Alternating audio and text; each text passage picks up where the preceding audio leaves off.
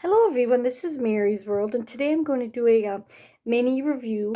I just a little while ago finished seeing the new Bruce Springsteen biopic, Delivery from Nowhere, and I'm going to explain how it is a ripoff of a complete unknown, but that's a good thing because if you're going to rip off a movie, you might as well rip off a good movie like a complete unknown.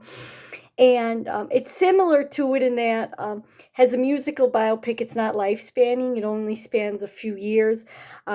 Like a complete unknown spanned from 61 to 65 when Dylan went electric. And this one showed the recording of Bruce Springsteen's Nebraska album, which I never heard of before this movie. I had the Born in the USA album when I was a kid. And I knew some of his other songs or albums, but I just wasn't as studied in his music as Dylan's because I've been a Dylan fan since 2010, 2011 when I was in college. I watched the No Direction Home documentary and a Facebook friend who had a Facebook page with classic rock and vintage fashions. Her name was Marlene. Hi, Marlene, by the way, if you're watching this. So she introduced me to Dylan, but for Springsteen, like I said, I heard of him. I knew some of his work, but I just wasn't as familiar with his music. So, this movie was a good opportunity, for me to learn more about his music and not just the few songs or albums that I've known. And one album that I've been listening to, that isn't covered in the movie, but it's called Darkness on the Edge of Town.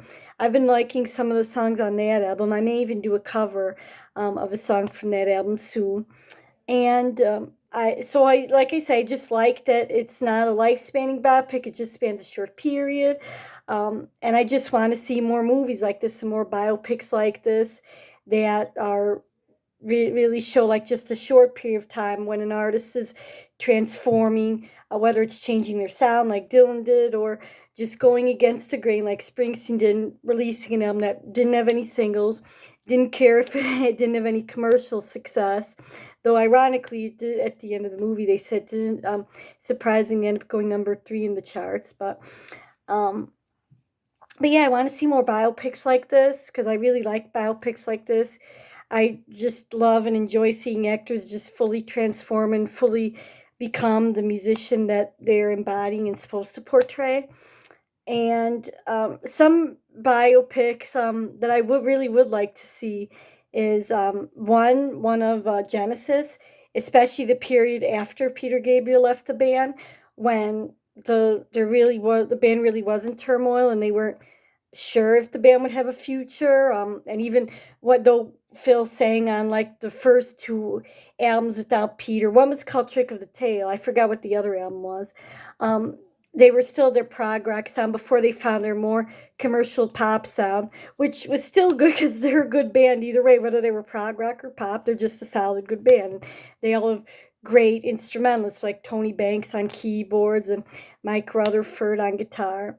But that period was really a kind of a turbulent period because they didn't know at the time that they would go on to such success. They thought, it could very well be the end of the band, because they're enigmatic and charismatic frontman who, in my opinion, Peter Gabriel's up there with, Freddie Mercury, Robert Plant, Mick Jagger, all the great, rock and he's up there with them in my book. So at that time it was like, okay, this man who's been our frontman for so many years left, and okay, our drummer is going to start singing now, but we're not sure if the band's going to have much future with the drummer at the time. So I think that would make a good biopic, or a biopic on Oasis. I mean, the Gallagher brothers, brotherly feud. I mean, you got tons of material there. You could have hours worth of material of their fights. But and then another musical biopic I would like to see is one of Courtney Love and Hole, especially the dark period in her life after Kurt died, and how she, at the time, she used drugs to, cope with the pain and the loss, and how that was her only way of grieving at the time, since she didn't go to a therapist at the time, and of course, her eventual recovery and sobriety. But yeah, I just want to see more movies like this, and I know that there's been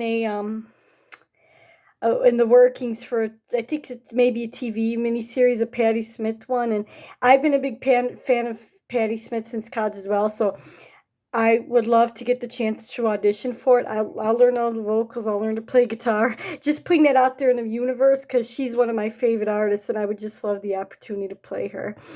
Um, and to one difference between a complete unknown and Delivery Me from Nowhere is the last third of Delivery Me from Nowhere does go a little darker into issues of mental health and family trauma, which a complete unknown didn't as much. But it was good to that they showed that in the movie, and I think it was a good to show, men seeking out help for mental health at a time. And men weren't supposed to cry, and they weren't supposed to be tough, or they were supposed to be tough and not show emotion. So I'm glad it showed that. So that's my mini review of Deliver Me from Nowhere, and this has been Mary's World, and I will see you next time.